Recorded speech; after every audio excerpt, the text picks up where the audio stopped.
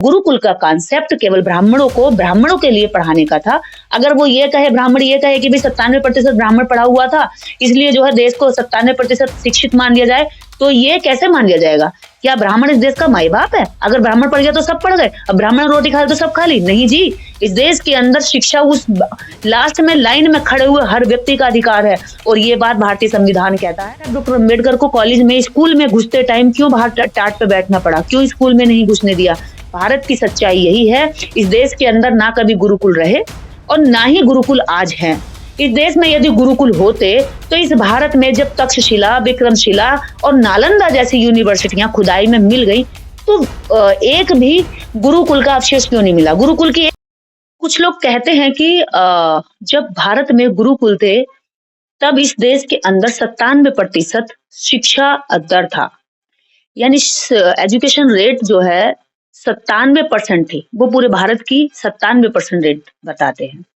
लेकिन सवाल ये है, आप सब लोग इसकी जांच अपने ही घर से करें।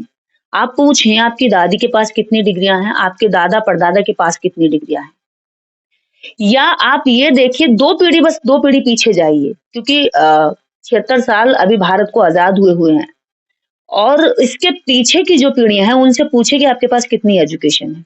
आपको पता चल जाएगा कि उनके पास ऐसी डिग्रियां नहीं थी, लेकिन आज हर घर में एक ना एक डिग्रीधारी मिल जाएगा। लेकिन जब पिछली पीढ़ी में जाते हैं तो एक भी व्यक्ति डिग्रीधारी नहीं मिलता है, डिग्री नहीं होती, यहाँ तक कि वो अंगूठा छाप होते हैं। आप ये लगाइए, भारत ने साक्षरता अभियान क्यों चलाए? इसीलिए तो चलाए कि भारत में लोग साक्षर नहीं थे, और साक्षर का मतलब यही होता है कि वह अंगूठा ना टेके, अपने हस्ताक्षर करें। तो इस देश के अंदर जो लोग ये कहते हैं कि गुरुकुल थे तो देश में 97% जो है लोग पढ़े लिखे थे, तो ये केवल 97% जो उन्होंने मानदंड बनाया है, ये मात्र एक वर्ग के लिए था, जिसका नाम था ब्राह्मण वर्ग। ब्राह्मण वर्ग इस देश के अंदर मनुस्मृति और वेदों को पढ़ता था, जो संस्कृत भाषा में होते थे, और संस्कृत भाषा में वे पढ़कर केवल ब्राह्मण वर्ग के लोगों को ही सिखाता था। अन्य जाति ना क्षत्रिय पढ़ सकता था, ना वैश्य पढ़ सकता था, और ना ही शूद्र पढ़ सकता था, और अछूत तो उनको सुन भी नहीं सकता था। तो ये पढ़ाई लिखाई नहीं हुई, ये तो धर्म की किताब की जानकारी हुई। तो धर्म की किताब की जानकारी को आप लिटरेसी रेट नहीं कह सकते। उसके बाद इस देश के अंदर अगर आप ये कहें कि संस्कृत भाषा में लिखे गए वेद और संस्कृत भाषा में लिखी गई मनुस्मृति को यदि ब्राह्मण पढ़ रहा है, मान लीजिए मैं अपने घर में अपने बेटा बेटी को अपने उसके बारे में बता रही हूँ कि बेटा अछूत ये है, शूद्र ये है, दलित ये है, और हम मुंह से पैदा हुए, ब्राह्मण के मुख से पैदा हुए तो हम ऊंचे हैं, क्षत्रिय भुजाओं से पैदा हुआ तो वो हमसे नीचा है, और वैश्य पेट से पैदा हुआ तो क्षत्रियों से भी नीचा है, और शूद्र पैरों से पैदा हुआ तो वो सबसे नीचा है, और जो अछूत है वो हमारे वर्ण व्यवस्था में नहीं आते हैं।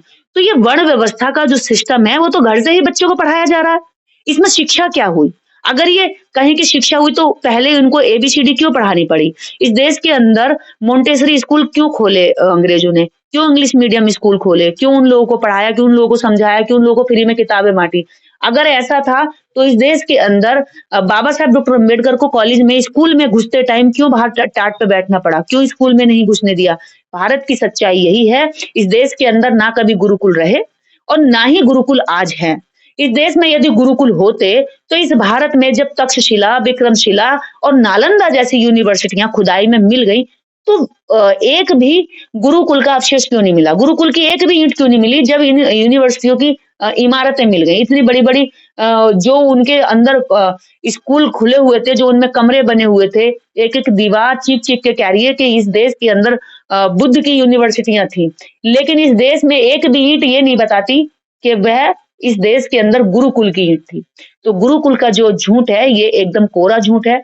गुरुकुल, हाँ, ये उसको गुरुकुल कहते हैं जैसे कि 5 पंडित किसी पेड़ के नीचे बैठ गए और 5 पंडित उसमें पढ़ रहे हैं और 5 पढ़ा रहे हैं, तो वो अपने धर्म के बारे में पढ़ाते थे। अगर उस समय पढ़ते टाइम अछूत सुन भी लेता था, अगर उनके वेद मंत्रों को सुन भी लिया, तो अछूत की तो इतनी बड़ी सजा थी भाई साहब कि पिघला हुआ शीशा, गर्म शीशा पिघलाकर उसके कान में डाल दिया जाता था।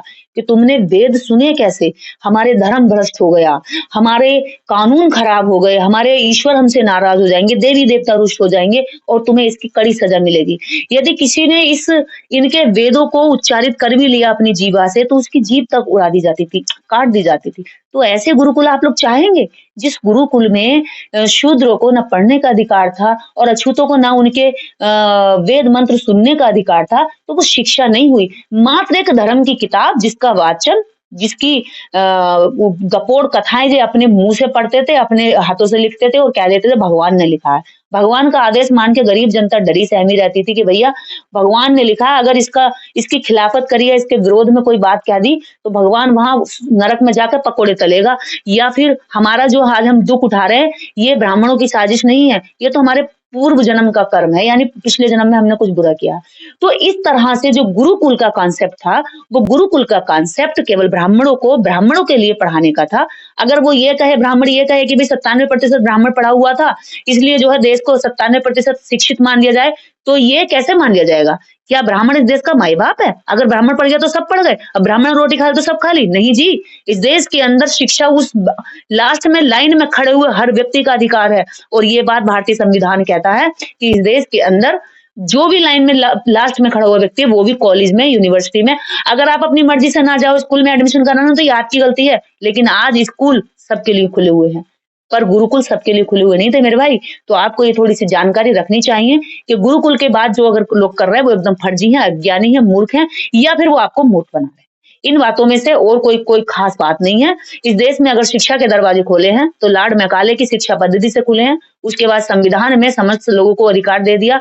अगर इस देश में लॉर्ड मैकाले की शिक्षा पद्धति नहीं आती तो सावित्रीबाई फूले नहीं पढ़ पाती, ज्योतिबा फूले नहीं पढ़ पाते, और सबसे बड़ी बात यहाँ बाबा साहब डॉक्टर अम्बेडकर जैसा महान ज्ञान सूर्य हमें प्राप्त नहीं हो पाता। तो इस देश के अंदर शिक्षा व्यवस्था में अगर कोई अपनी वो थोपना चाह रहा है, फटी हुई गूदड़ी में कोई यहाँ पे शिक्षा का वो लगाना चाह रहा है कि भैया हम तो बहुत बढ़िया महान लोग थे, शिक्षित करते थे लोगों को, तो ये एक तरह से लोगों को गुमराह करने वाली बात है, झूठा प्रचार है और ये पागलपन है। और ऐसे पागलपन और प्रचार से सब लोग बच के रहें। जय भीम, जय भारत।